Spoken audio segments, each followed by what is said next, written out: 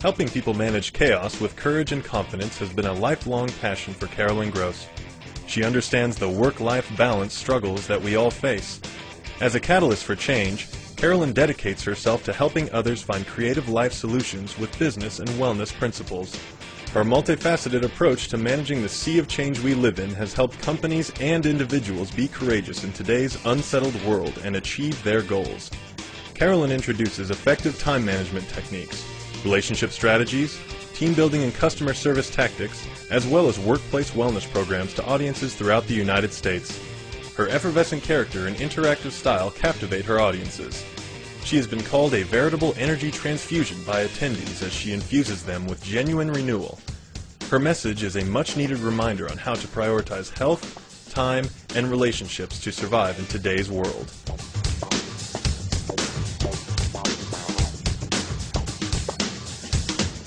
So we're going to talk for a moment about doing, which we've just discussed, having, which we're going to define as we do a lot of things in order to have, don't we? What do we do to get in touch with our being? It's always kind of an interesting moment when I talk about just being. Like a hush comes over the room.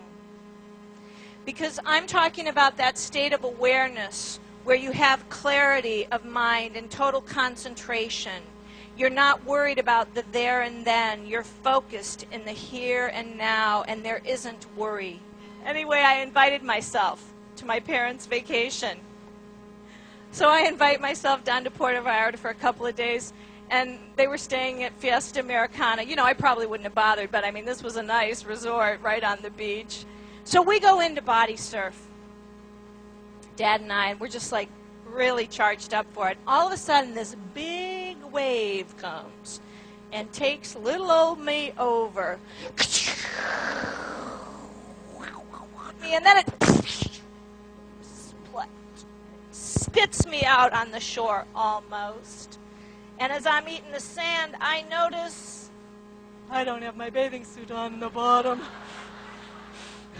Quickly, I pick up the pieces and the other parts. Not just in this moment here. And this was pretty horrific wave. Why is it that we all just get ready and we go back out for more? I'm heading back out. And sure enough, a little disoriented, I got to say. Do you know what? You know the ones I'm talking about, where it's like you're up and down and all around. And all of a sudden, I'm looking back in the water, and I'm like, where's Dad? I mean, I even forget that I'm surfing with Dad, you know, for a minute. And sure enough, I'm like, oh, there's an object floating in the water. What is that? It was so hard to equate that my dad was floating in the water, and I never will know till this day how I ended up going some 30 to 40 yards in that water to his side. I'll never know. That's that moment of you do it, and you don't know how, and sure enough, he had drowned. In the middle of a crisis, our being can speak loud and clear. You know what I'm talking about? Somehow, when just everything's happening so fast, we can be really centered on knowing our next course of action to take. When I saw firsthand how quickly life could change so dramatically, my being gave me a message on the beach that day. But my being said to me, if you're going to help people, now's the time. You have no guarantee what 1 week, 1 month, 1 year, 5 years from now, your capacities are going to be, your capabilities. You have to go out there and do it now. And in 1 year after his passing, I do have to proclaim, I'm proclaiming now, look out kids, I was married and I started Creative Life Solutions. And if you were monitoring my opening slide, all of my point of sale has the ocean and the wave on it, because everything that I have that I bring to you from this platform happened, it was conceived that day at the beach. Now, this is a defining moment I'm sharing with you, and the reason I'm going into a long story here about my life is I want you to think now about a defining moment in your life. Sometimes the most powerful moments of Carolyn's programs are when the audience members share their stories. We had just bought a second home, and it was really and truly our dream house. And as we were driving closer and closer to the house, I mean, we were many miles away, there was a big plume of smoke.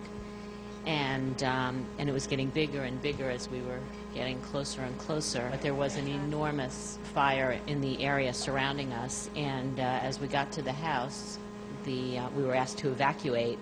And so I said to my husband, just set off the sprinkler system on the grass all around, and let's take the albums and let's go. And so we went, and my kids were like, what's going to happen? What's going to happen? And I said, you know what?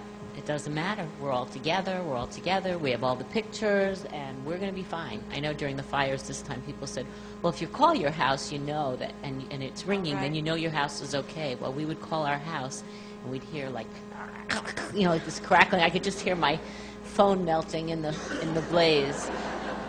But in any case, 3 days later we came back and the house was there. The big thing for us was that the kids got such a great perspective that it really didn't matter and that we were all together. And I think that was a life lesson for them and for us as a family too, that we were going to be okay and that it was just a house.